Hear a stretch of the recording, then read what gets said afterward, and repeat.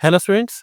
हम number system का topic discuss कर रहे थे, जिसमें हमने लास्ट लेक्चर के अंदर डिस्कस किया कि किस तरह से आप डेसिमल नंबर को एक बाइनरी नंबर के अंदर कन्वर्ट कर सकते हैं।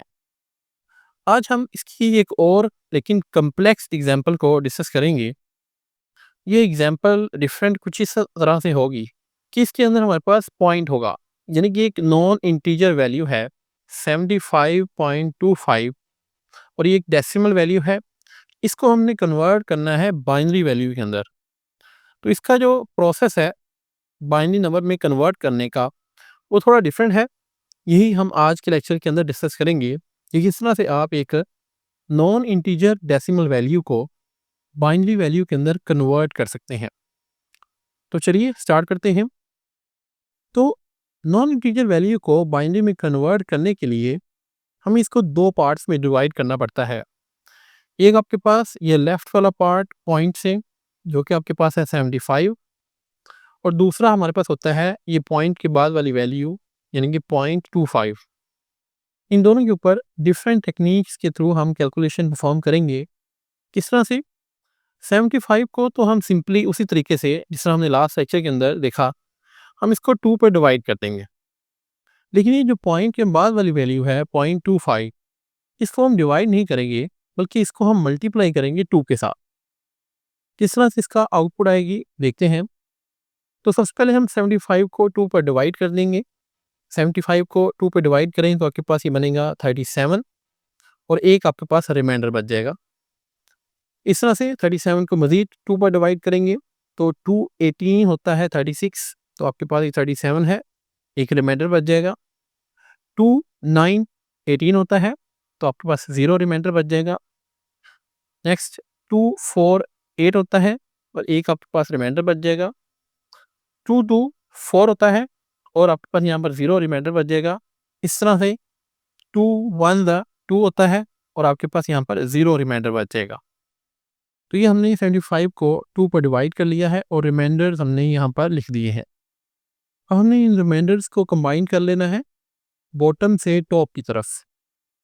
तो जब हम इसको बॉटम से टॉप की तरफ अरेंज करेंगे तो आपके पास वैल्यू बन जाएगी 1 00 1 0 और 11। तो ये आपके पास आंसर आ जाएगा इस पॉइंट से लेफ्ट वाली वैल्यू का। आगे बढ़ने से पहले हमारे चैनल को सब्सक्राइब कर लें, ताकि आने वाली तमाम वीडियोस आप तक टाइमली पहुंच सकें। अब आगे आ जाएगा आपके पास पॉइंट। अब हमने पॉइंट की जो राइट पे वैल्यू है 0.25, इसको कैलकुलेट करना है। तो इसके लिए हम इसको 2 के साथ मल्टीप्लाई करेंगे। तो जब फर्स्ट टाइम हम इसको 2 के साथ मल्टीप्लाई करेंगे तो ये बन जाएगा 0.50। अब यहाँ पर हमने चेक करना है कि पॉइंट के लेफ्ट साइड पे कौन सी वैल्यू आई है। तो पॉइंट लेफ्ट साइड पे 0 ही है, यानी कि हमारे पास इस पहले स्टेप के अंदर हमें 0 मिल जाएगा।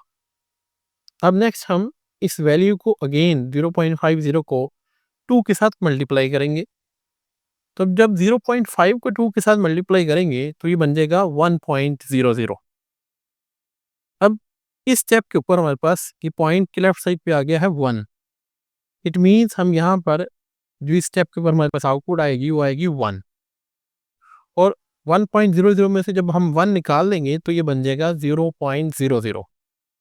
तो इट मीन्स हमारी ये जो वैल्यू रहेगी है ये 0 हो गई है। इसको आगे कैलकुलेट करने की ज़रूरत नहीं है, इसको हम जितना मर्जी कैलकुलेट करें तो हमारे पास 0 आएगा।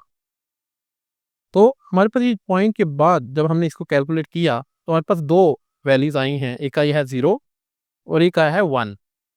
अब इसको हम टॉप से बॉटम की तरफ अरेंज कर लेंगे। सबसे पहले आपके पास 0 आया है, तो पॉइंट के बाद हम लिख देंगे 0। 0 के बाद आपके पास 1 आया है, तो हम 0 के बाद यहाँ पर लिख देंगे 1। तो ये बेसिकली आपकी फाइनल आउटपुट आ जाएगी, और इसको हम बाइनरी नंबर की फॉर्म में लिख सकते हैं।